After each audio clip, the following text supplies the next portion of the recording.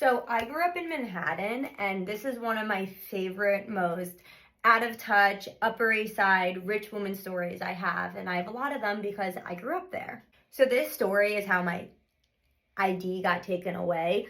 Honestly, it should be in an episode of Gossip Girl. I feel like this is a good lesson. Now, at the time, there was four different options. First option was 86th Street subway station before it was redone, had a barber shop.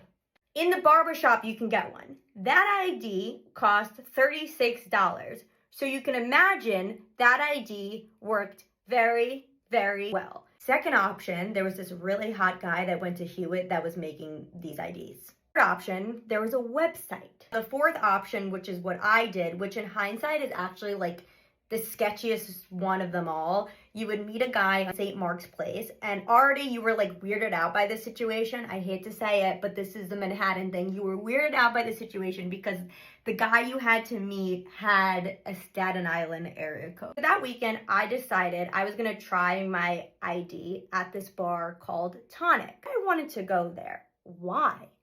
Because all of the teachers from my school on a Friday would go there after work and drink. And I thought, wouldn't it be cool if they saw me at the bar? In my undeveloped frontal lobe, I thought, well, if the teachers are there on a Friday at 4 p.m., 100% will be there Saturday night at 9 p.m. It's a Tonic.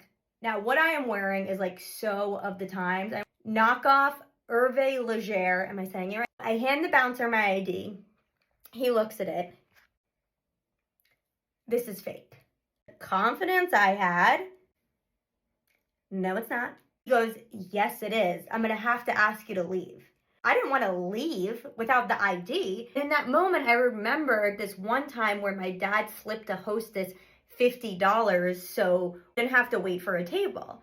He said to me, like, never be afraid to offer someone a few bucks for something you want. That's exactly what I did. So I went from telling him it's not fake to going, well, I'll pay you to get it back. He lost his shit. He was like, I am calling the cops right now. Next day, I tell my sister the whole story. Now, my sister is of age. She tells me, she goes, wait, I was actually at Tonic last night. My friend is a bartender. He was telling me there was this girl that got into a fight with the bouncer because he wouldn't give her ID back. Was that me?